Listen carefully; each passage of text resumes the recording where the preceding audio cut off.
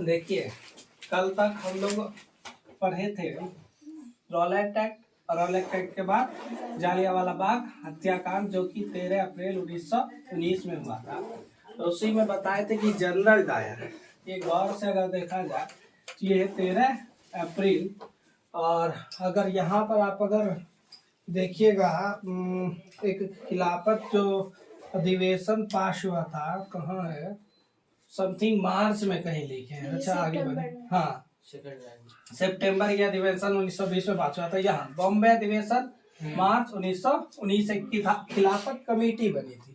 तो ये लगभग आसपास का मामला है। जालियांवाला बाग हत्याकांड भी मार्च के बाद अप्रैल में हुआ था 1919 में। तो उसके बाद क्या हुआ कि जैसे कि आप वर्ल्ड वॉर 1 के अध्ययन में थोड़ा सा जाइएगा तो आपको पता चलेगा कि ऑटोमन उसको अभी टर्की कहते हैं, उसको हिंदी में तुर्की कह सकते हो। तो टर्की जो था उस समय बहुत बड़ा एम्पायर था उसका, और बहुत डीप मामला है अपना। इंडिया का नहीं, वो तुम्हारा यूरोप के नीचे में टर्की, मैप तो नहीं है उधर, मैप पीछे होगा दिखा देंगे। तो वो क्या था कि इंडिया से थोड़ा सा ऊपर, अफगानिस्तान से थोड़ा सा ऊपर, फ्रांस के नीचे, इटली के नीचे में टर्की बहुत बड़ा राज्य था, रसिया के नीचे। तो था क्या कि ऑटोमन टर्की पे हमला हो गया, जो कि वर्ल्ड वॉर 1 हुआ 1914 से 18 तक। और फ्रांस, रसिया और तुम्हारा शायद ये ब्रिटेन, तो ये सभी उसके अगेंस्ट में लड़ रहा था। ऑटोमन तुर्की की हार हो गई, और ऑटोमन तुर्की का जो एम्परर था, जिसको खलीफा कहा जाता है, तो खलीफा जो था वहाँ इस्लामिक शासन का क्या था, एक हेड था। ठीक है, आप पहले ही बता दिए हैं कि सनातन धर्म का कोई फाउंडर नहीं है, बाकी जितने भी धर्म है सबके फाउंडर हैं। जैसे कि इस्लाम का पैगंबर मोहम्मद आप दीजिए, बौद्ध धर्म का गौतम बुद्ध, फिर आप देख लीजिए इसका ईसा मसीह, क्रिश्चियनिटी का, तो सभी के फाउंडर है। तो उसी तरह से इस्लामिक जो शासन था वहां पर, तो वो लोगों को लगा, यहाँ के जो इस मुस्लिम धर्म के समुदाय के लोग थे, उन लोगों को लगा कि कहीं ना कहीं अगर हम लोग हार गए, मतलब हमारा राष्ट्र जो ऑटोमन तुर्की है, इस्लामिक है, वो हार गया है, तो उसमें कहीं एक मतलब बहुत बड़ी संधि ना थोपी जाए। कि बहुत बड़ी संधि कहने का मतलब है कि जो उनको करने का है वो कहीं हो सकता है कि नहीं करने दिया जाए। ठीक है, तो अब आता है कि the Ottoman Turkey was badly defeated in world war 1, बहुत बुरे तरीके से हार गया वर्ल्ड वॉर 1 में। वर्ल्ड वॉर 1 1914 से 18 तक चला था। फिर आता है कि there was rumours about a harsh peace treaty fully likely to be imposed on the Ottoman Empire. वहां पर एक हवा फैल गया था, और वो गलत हवा था, अफवाह फैल गया था कि कहीं न कहीं ऑटोमन तुर्की पे एक ऐसी संधि थोपी जाएगी जो कि इस्लामिक शासन के ठीक विरुद्ध होगी। ठीक है, फिर आता है कि who was the head of Islamic world, खलीफा, जो कि इस्लामिक वर्ल्ड का हेड था, वो कौन था, खलीफा। अब आता है कि खिलाफत movement was formed in Bombay. देखिए, खिलाफत और खलीफा दोनों में रिलेशन है। यहां से भी अगर खलीफा को जोड़ा जाए तो ये यहाँ पर खिलाफत निकलेगा, और अगर देखा जाए खिलाफ का मतलब होता है उसके विरुद्ध जाना। ठीक है, तो आता है कि the Khilafat committee was formed in Bombay in March 1919, जो अभी के समय में आपका मुंबई है, उसको पुराने समय में बॉम्बे कहा जाता था। ठीक है, तो बॉम्बे में क्या हुआ था, मुंबई में क्या हुआ था कि एक खिलाफत कमेटी 1919 में मार्च में बनाई गई थी टू डिफेंड द खलीफा। किसको बचाने के लिए, खलीफा को बचाने के लिए। अब आता है the community head leaders, two brothers like Mohammad Ali and Shaukat Ali. ये बहुत इंपॉर्टेंट, ये दोनों है। मोस्ट इंपॉर्टेंट तो थर्ड पॉइंट है कि उसके जो हेड थे वो मोहम्मद अली और शौकत अली, दो भाई थे।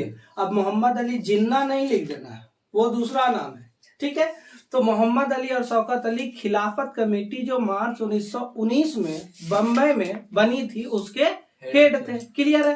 अब आता है कि they also wanted Mahatma Gandhi to take up the cause to build a unite mass action.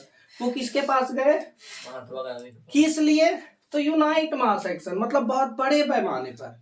यहाँ पर मास का मतलब वो नहीं, साइंस वाला मास नहीं, ये बहुत बड़े पैमाने पर चाहते थे कि हम लोग खिलाफत आंदोलन करें। ठीक है, तो इसके मतलब एक तरह से पक्ष में गांधी जी ने बात को समझा और सही में उस समय समझा कि नहीं, अभी सबसे पहले भारत की तो आजादी की बात दूर है, पहले हम लोगों को हिंदू और मुसलमान को एक करना पड़ेगा।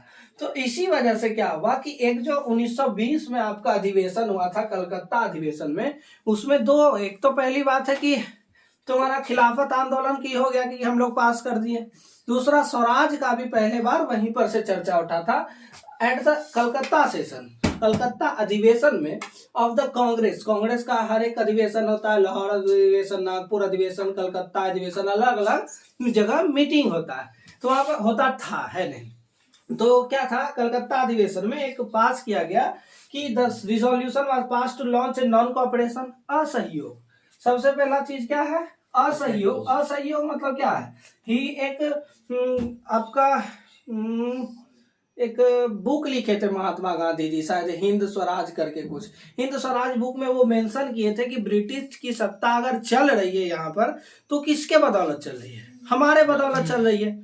आज कोई स्कूल बहुत अच्छा पढ़ा रहा है, किसके बदौलत, उसके डायरेक्टर या प्रिंसिपल के बदौलत नहीं, उसके टीचर के बदौलत, क्योंकि उसको टीचर उसको अच्छा मिला। तो अब आता है कि एक नॉन कॉपरेशन यहाँ पर असहयोग आंदोलन पास किया गया और मूवमेंट इन सपोर्ट ऑफ खिलाफत, किसके सपोर्ट में, खिलाफत के सपोर्ट में। क्यों, देखिए डायरेक्ट खिलाफत आंदोलन में हिंदू आ सकते थे, लेकिन कुछ हिंदू वैसे थे जो कट्टर थे, जो आने का साथ वो नहीं कहते थे, जैसे आप कह सकते हैं, ऐसे कहना नहीं चाहिए, एक तरह से देखिए तो सरदार वल्लभ भाई पटेल, वो पूरे विरोधी थे कि नहीं हम चलेगा, और एक उग्र नेता में से आते थे कि मतलब कुछ हुआ तो तुरंत एग्रेसिव हो जाना। लेकिन आप एक नेता के पद पे हैं तो थोड़ा सा आपको नॉर्मल रहना पड़ेगा। अब सीखिए अपने मुख्यमंत्री जी से, पलटू राम बोल देता है, 10 को गाली दे देता है, कुछ है, जब वीडियो देखे वो हंसते रहते हैं, तो फर्क है नहीं पड़ता। तो अब आता है कि इसके सपोर्ट में एक असहयोग आंदोलन। अब यहाँ असहयोग में दोनों का साथ था, किसका, हिंदू और मुस्लिम दोनों का। तो अब आता है कि असहयोग, देखो समझो, खिलाफत आंदोलन में क्यों नहीं हिंदू जाना चाह रहे थे, क्योंकि खिलाफत जो था उस टाइम किसका वो था, खलीफा के सपोर्ट में, और वो एक इस्लामिक शासन था। और आपको पता होगा कि उस समय 1920 का ये बात है, 1919 का, उस समय कंजर्वेटिव लोग ज्यादा थे।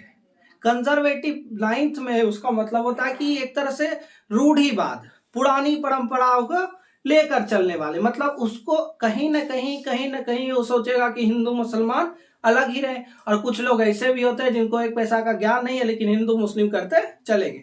तो इस वजह से गांधी जी ने क्या किया कि एक नॉन कॉपरेशन असहयोग आंदोलन किया, और किसके सपोर्ट में, खलीफा नहीं, खिलाफत के सपोर्ट, दोनों साथ मिल करके आए।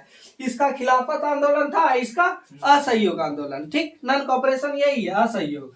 फिर आता है कि यहीं से स्वराज की भी मांग उठी। स्वराज मतलब होता है, स्व मतलब एक तरह से होता है खुद का, और राज मतलब अपना राज तंत्र, यहीं से स्वराज की मांग उठी। ठीक है, और कुछ पूछने का है, क्लियर।